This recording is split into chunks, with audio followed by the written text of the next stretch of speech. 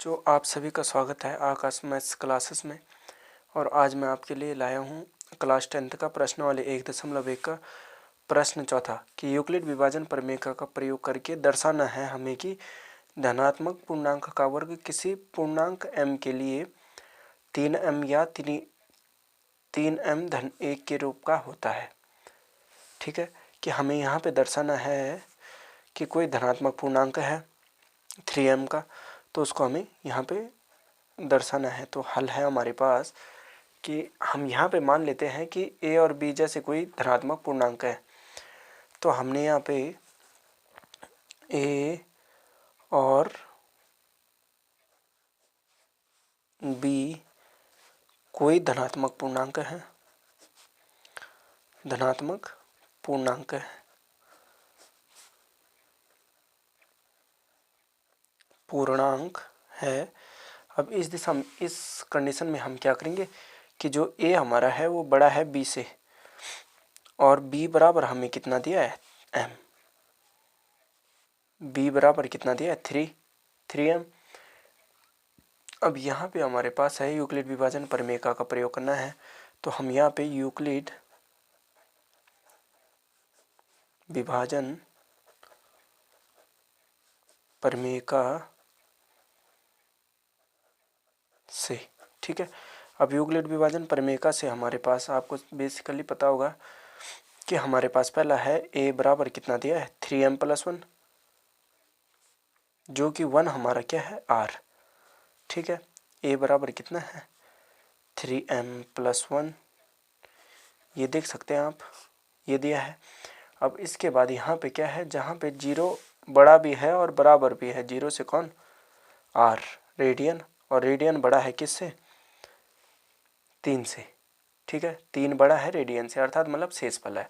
यहाँ पे basically condition क्या है कि हम कोई भी संख्या का भाग जब किसी भी संख्या में देते हैं, तो वहाँ पे जब हमने किसी संख्या को, छोटी संख्या को, ठीक है, कि यहाँ पे है, हम उदाहरण से समझते हैं कि हमारे पास कोई संख्या है, यहाँ पे हमने जैसे 2 का भाग दिया किसमें 17 में। तो सिंपल सी बात है कि जब हम 2 का भाग 17 में देते हैं तो 2 8 तो 16 होता है। अब बचा हमारे पास रेडियन 1। तो यहाँ पे बेसिकली कंडीशन है कि 0 से बड़ा भी है और बराबर भी है कौन रेडियन, रिमाइंडर हो गया, और रिमाइंडर से बड़ा कौन है 3 है। अब बेसिकली यहाँ पे कंडीशन क्या है कि जो हमारा शेषफल हमेशा क्या है, वहाँ पे हमारे पास संख्या दे रखी है धनात्मक पूर्णांक है ये। तो इससे क्योंकि शेषफल है तो शेषफल हमारा बड़ा है नहीं, हमारे पास क्या है, जो हमारा भाजक है वो बड़ा है और शेषफल क्या है कम है। तो यहाँ पे यही कंडीशन का प्रयोग हो रहा है। अब आगे देखते हैं। तो ये हो गया। अब यहाँ पे हम r के मान ले लेते हैं कि r के संभव मान क्या लेंगे, संभव मान, संभव मतलब जो पॉसिबल है, मान लेते हैं 0 1 और 2। ठीक है, इतने ही लेते हैं। तो अब यहाँ पे हम मान रखते हैं दोनों समीकरणों में कि अगर a बराबर क्या है हमारे पास, ये है हमारे पास क्या a बराबर 3b + r, है ना। एक तो ये था, और दूसरी थी हमारे पास a = क्या है 3b + r, है ना। ठीक है, ये है। अब यहाँ पे हम क्या करेंगे, हम यहाँ पे कर देंगे कि अब यहाँ पे हम बेसिकली इसमें मान रखते हैं कि a बराबर कितना है 3b + r, और जहाँ पर r के संभव मान 0 1 2 3, तो यहाँ पे क्या हो जाएगा 3b + 0, 3b + 1 और 3b + 2, ये हो गया a के r का मान। अब यहाँ पे हो गया। अब यहाँ पे एक कंडीशन और है कि अगर हम a² बराबर क्या हो गया, या में हम चलते हैं कि अगर हम इनका वर्ग करते हैं दोनों संख्याओं का। अब यहाँ पे हम किसका कि a = 3b + 0 का होल स्क्वायर करते हैं, किसका 3b + 0 का होल स्क्वायर। तो उसी कंडीशन में हमारा a = 3b + 1 का होल स्क्वायर, है ना, a = 3b + 2 का होल स्क्वायर। ठीक है, और वैसे यहाँ पे a = 3b + 3 का भी स्क्वायर, हमने 3 संख्याएँ हैं, सॉरी 2 ही है, चलो कोई नहीं। अब यहाँ पे हम लेते हैं, तो अब हमारे पास क्या हो जाएगा कि ए स्क्वायर तो हमने पहले कंडीशन में क्या लिया है, ए स्क्वायर बराबर कितना है, ए स्क्वायर बराबर है, ये स्क्वायर हो जाएगा, ये सारे किस में चले जाएंगे, स्क्वायर में, ये है। अब ए स्क्वायर बराबर हमने 3b + 1 नहीं, पहला 0 है, यहाँ पे 0 का होल स्क्वायर हो गया। तो दूसरी कंडीशन में क्या हो जाएगा, ए स्क्वायर बराबर कितना हो जाएगा, 9b स्क्वायर। अब 9b स्क्वायर होने की संभावना क्या हो जाएगी, यहाँ पे हो जाएगा हमारा क्या, 3 कॉमा कितना, यहाँ पे हो जाएगा ए हमारा कितना है, 3 है, 3 लेते हैं तो 3 कॉमा कितना हो जाएगा, 3b स्क्वायर। 3b स्क्वायर क्यों, क्योंकि हमारे पास 9 का वर्ग, 9 किसका है वर्ग, वर्गमूल किसका है 9, 9 का वर्गमूल है 3, ठीक है। तो अब यहाँ पे हो गया हमारा इतना। अब इस कंडीशन में हम क्या करते हैं कि दूसरे कंडीशन में लेते हैं ए स्क्वायर बराबर कितना, 3b + 1 का होल स्क्वायर। तो ए स्क्वायर बराबर क्या हो जाएगा, तो तब ए स्क्वायर बराबर हो जाएगा 9b स्क्वायर, है ना, 6b + 1। अब ये किस रूप में हो रहा है, अब यहाँ पे हम कॉमन लेते हैं किसको, 3 को, ठीक है। यहाँ पे हम कॉमन लेते हैं 3 को, तो 3 3 9 हो जाएगा, 3b स्क्वायर हो जाएगा, प्लस कितना हो जाएगा, यहाँ पे हो जाएगा 2b + 1, ये कंडीशन हो जाएगी, ठीक है। अब यहाँ पे हमने इसको सरल किया तो ये किस रूप में किया, ये किया a + b का होल स्क्वायर, ठीक है। आपको ये सर्वसमीकरण पता होगी कि a स्क्वायर + 2ab +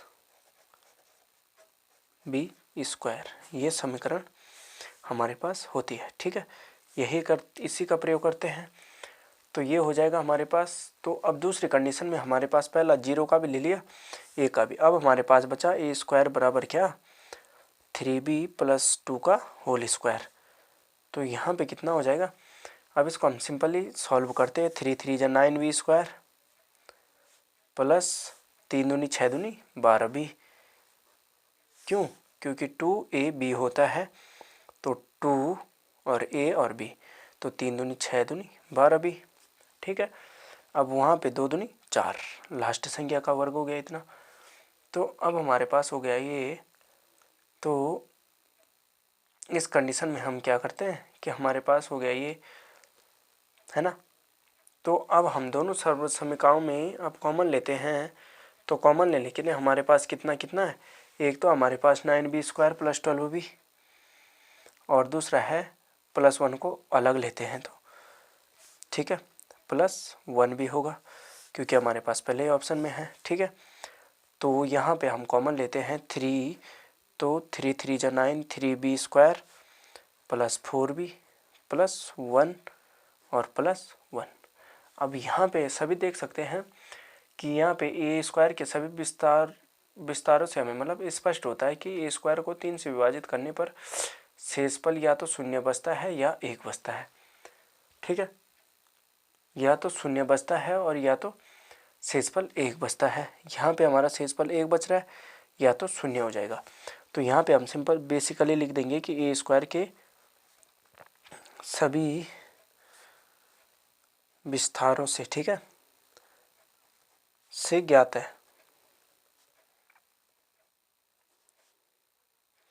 है कि ए स्क्वायर को 3 से विभाजित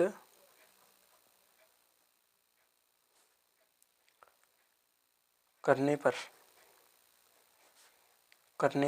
शेषफल या तो 0 होता है और या तो क्या होता है, 1 बचता है। सिंपल सी है, या तो क्या शेषफल 0 बचता है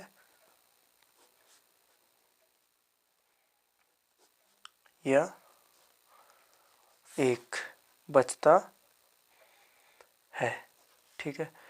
तो किसी भी धनात्मक पूर्णांक के लिए ए स्क्वायर बराबर कितना हो जाएगा, हमारे पास क्या हो जाएगा कि यहाँ पे तब हमारे पास कंडीशन हो जाएगी किसी भी धन पूर्णांक का वर्ग किसी पूर्णांक m के लिए 3m के रूप का होता है। कि धनात्मक पूर्णांक का हमने क्या लिया कि धनात्मक पूर्णांक क्या है हमारे पास, धनात्मक पूर्णांक क्या दिया है, पूर्णांक क्या हो जाएगा, ए स्क्वायर बराबर कितना हो जाएगा,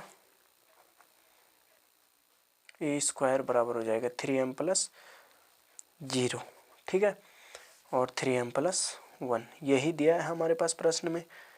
ये बिंदु आप देख सकते हैं, ये 3m और ये, ठीक है। अब उसके बाद हमारे पास क्या हो जाएगा, उसके बाद हमारे पास हो जाएगा, ये हो गया हमारे पास।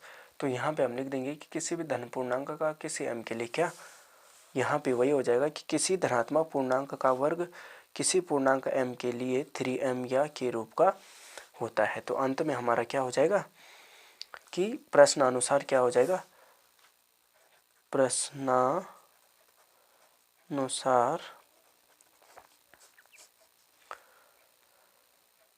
किसी धनात्मक पूर्णांक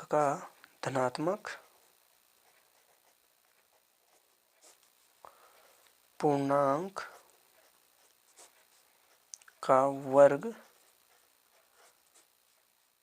किसी पूर्णांक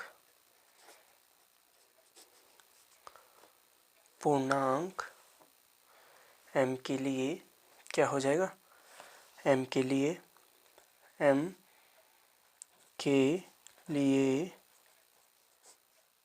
3m या 3m + 1 के रूप का होता है, ठीक है, ये हो जाएगा। तो आशा है बच्चों कि आपको ये समझ में आ रहा होगा। मेरा एक छोटा सा प्रयास है, तो इसमें आप देख सकते हैं जहाँ पे किसी प्रकार की समस्या हो, समझने में परेशानी हो, तो आप मुझे कमेंट करके मेरे चैनल पर बता सकते हैं, तो मैं उसका आपको सॉल्यूशन दे सकता हूँ, ठीक है। चलिए दोस्तों, आज के लिए इतना ही, धन्यवाद। मिलते हैं दूसरे सवाल में।